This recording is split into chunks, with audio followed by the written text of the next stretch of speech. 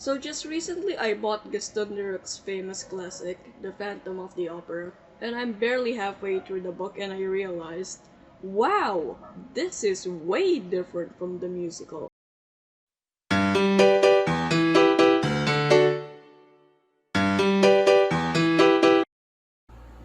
I know there are plenty of movie adaptations that are also different from their respective books, but The Phantom of the Opera really takes the cake. I mean, the book has an epilogue, and the author already told what the ending of the book will be, what to expect. And by reading that epilogue alone, you can already tell that it's gonna be a different ride compared to the musical that we all know and love. Now, don't get me wrong, the 25th anniversary of Phantom of the Opera is actually very excellent. It has great characters, has magnificent songs, and also the casting is very, very well done. But putting all of that aside, the way they were portrayed from each other is very different. I mean, they have different personalities from each other compared if you compare the two. It's almost insulting how they changed the narrative, and just merely because of that, it dampened the experience. I think it's really sad when movie producers try to turn a book into something different, that strays from the values and the main story of the book. It becomes a train wreck that I can't make myself to look away.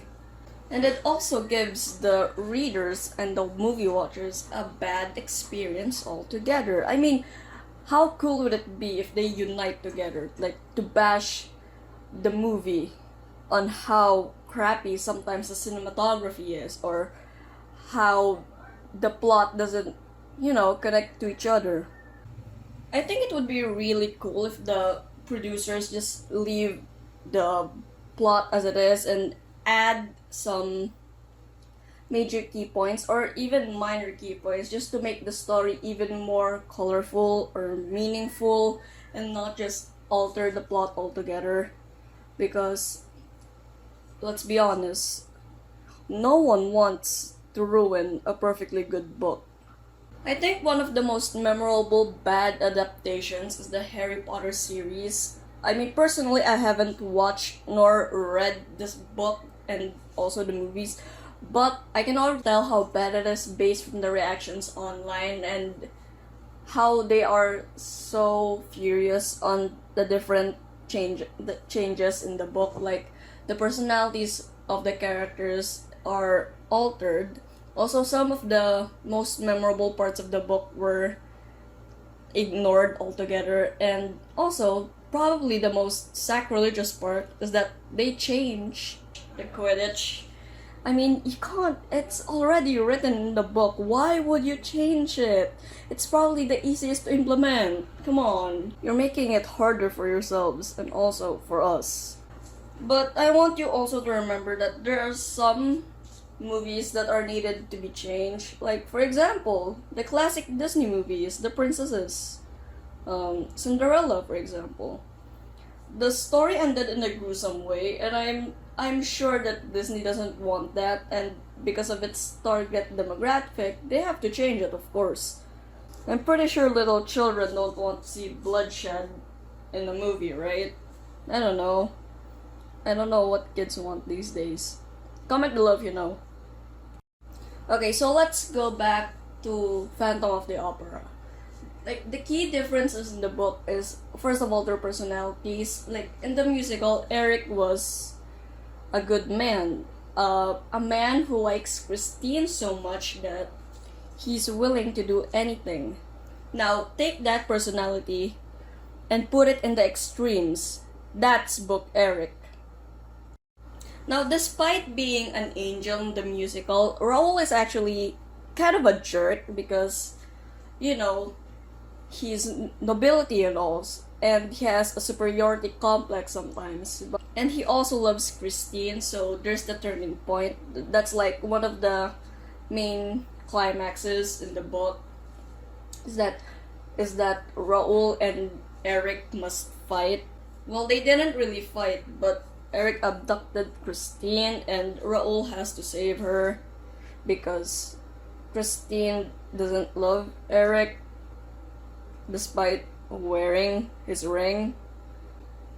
Oh, and also, I don't want to forget, there's a character in Phantom of the Opera book that has the name of Parisian. I think. I forgot. It's been a while since I read the book. And yeah, he plays a vital role because he's the one who gave information about Eric in the book, and also the one who gave information to Gaston, to make this book. And Gaston also took the Parisian's essays, which is like a written version of what happened in the opera house, and I think that's great actually. So all in all, the main takeaway in this video is that when you see a movie adaptation, never reread the book. Otherwise, you'll be disappointed. Or the other way around. Never read the book when a movie adaptation of a said book has been released, because more often than not, you'll be very disappointed. And also, it will teach you to learn how to love those two different things. Like, sometimes, even though they don't say it explicitly, the movie adaptation is a different version from the book, which is like, fine, I guess. I think most of my problems will go away if just the producers will say that, like, hey, don't compare it to the book, it's way different. And also, I changed something because that's what I wanted it to be. That's how I envisioned it. And I would have been fine with that. I mean, that's an opinion. And opinions run the world. It runs this channel. So yeah.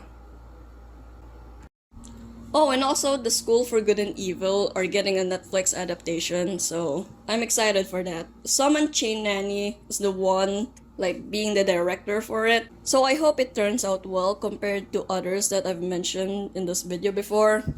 So yeah, that's pretty much what I want to say. So long and good night.